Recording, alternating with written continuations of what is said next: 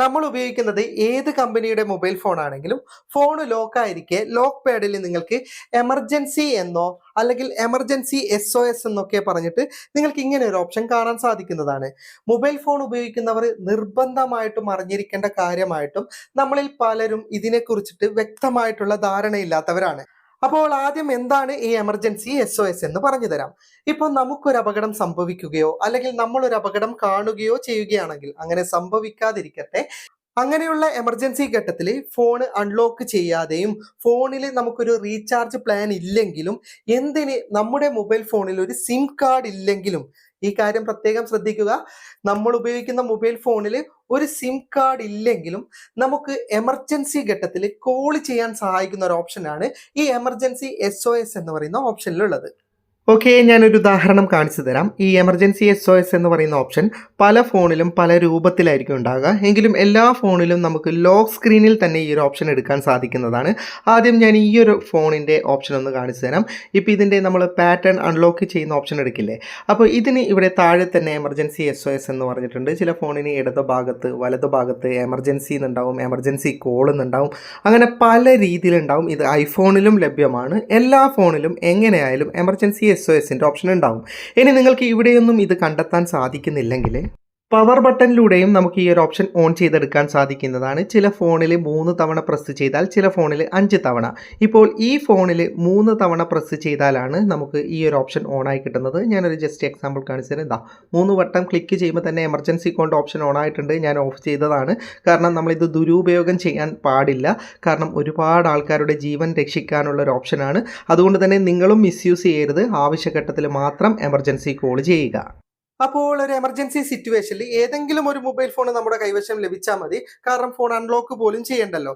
നമ്മൾ ഈ emergency SOSലേക്ക് click ചെയ്യുന്ന സമയത്ത് 112 എന്ന നമ്പറിലേക്കാണ് കോൾ പോകുക. ഇതെങ്ങനെ പ്രവർത്തിക്കുന്നു എന്ന് പറഞ്ഞാൽ, നമ്മളിപ്പോൾ ഏത് ടവർ ലൊക്കേഷനിൽ നിന്നാണ് വിളിക്കുന്നത് അതിൻ്റെ തൊട്ടടുത്തുള്ള ERC, അതായത് എമർജൻസി റെസ്പോൺസ് സെന്ററിലേക്കാണ് കോൾ പോകുക.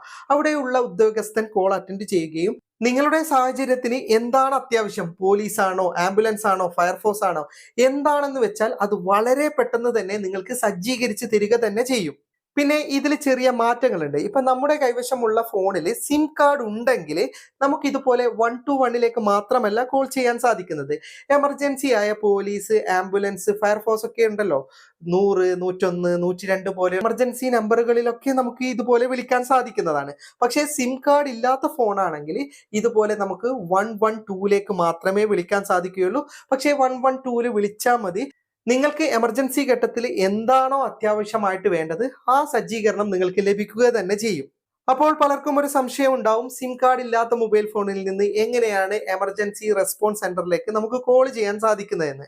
അതിലും ഇതുപോലെ തന്നെ നമ്മൾ ഇതിലേക്ക് ക്ലിക്ക് ചെയ്യുന്ന സമയത്ത് 112ലേക്കാണ് കോൾ പോകുക. നമ്മൾ നിൽക്കുന്ന സ്ഥലത്തിന്റെ അടുത്ത് ഏത് നെറ്റ്വർക്കാണുള്ളത് അതുമായിട്ട് നമ്മുടെ ഫോൺ കണക്റ്റ് ആവുകയും എമർജൻസി റെസ്പോൺസ് സെന്ററിലേക്ക് കോൾ പോവുകയും ചെയ്യും. അവർക്ക് അതിലൂടെ ഏത് നെറ്റ്വർക്കിലാണ് നമ്മുടെ മൊബൈൽ ഫോൺ കണക്റ്റ് ആയിരിക്കുന്നത് അതിലൂടെ അവർക്ക് നമ്മുടെ ലൊക്കേഷൻ മനസ്സിലാക്കുകയും നമുക്ക് വേണ്ട സഹായങ്ങൾ എത്തിച്ചു തരികയും ചെയ്യും. ഇനി ഈ എമർജൻസി ഓപ്ഷനിൽ നമുക്ക് നമ്മുടെ ബന്ധുക്കളുടെയും സുഹൃത്തുക്കളുടെയും ഒക്കെ നമ്പർ ആഡ് ചെയ്യാൻ സാധിക്കും. അതെന്തിനാണ് ഉപയോഗപ്പെടുത്തുന്നത് എന്ന് വെച്ച് കഴിഞ്ഞാൽ, നമുക്കിപ്പോൾ എന്തെങ്കിലും ഒരു അത്യാഹിതം സംഭവിച്ചു കഴിഞ്ഞാൽ നമ്മുടെ ആംബുലൻസ് ഡ്രൈവർ അല്ലെങ്കിൽ നമ്മുടെ ഫോൺ കയ്യിൽ കിട്ടുന്ന ആൾക്കാരുണ്ടാവില്ല, നമ്മളെ രക്ഷിക്കുന്ന ആൾക്കാർ, അത്തരം ആൾക്കാർക്ക് നമ്മുടെ ബന്ധുക്കളെയും സുഹൃത്തുക്കളെയും ഒക്കെ കോൺടാക്റ്റ് ചെയ്യാൻ സാധിക്കും. അതുപോലെ തന്നെ നമ്മുടെ മെഡിക്കൽ ഡീറ്റെയിൽസും നമുക്ക് ഇതിൽ ആഡ് ചെയ്യാൻ സാധിക്കും. അതിലൂടെ നമ്മുടെ ബ്ലഡ് ഗ്രൂപ്പും നമ്മുടെ കാര്യങ്ങളൊക്കെ നമ്മളെ രക്ഷിക്കുന്ന ആൾക്ക് മനസ്സിലാക്കാൻ സാധിക്കും. അതിനായിട്ട് ഫോൺ അൺലോക്ക് ചെയ്യണമെന്നില്ല. അപ്പോൾ ആ ഒരു ഓപ്ഷൻ സെറ്റ് ചെയ്യാനായിട്ട് ആദ്യം നിങ്ങളുടെ ഫോണിലെ സെറ്റിങ്സ് ഒന്ന് ഓപ്പൺ ചെയ്യുക. സെറ്റിങ്സ് ഓപ്പൺ ചെയ്തിട്ട് അതിൻ്റെ സെർച്ച് ബാറിൽ ഞാൻ സെർച്ച് ചെയ്യുന്ന കാര്യം നിങ്ങളൊന്ന് നോക്കുക.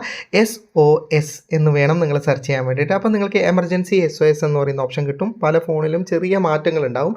ഇനി നിങ്ങൾക്ക് ഇവിടെ എമർജൻസി കോൺടാക്റ്റ് എന്ന് പറയുന്ന ഓപ്ഷൻ കാണാൻ സാധിക്കുന്നതാണ്.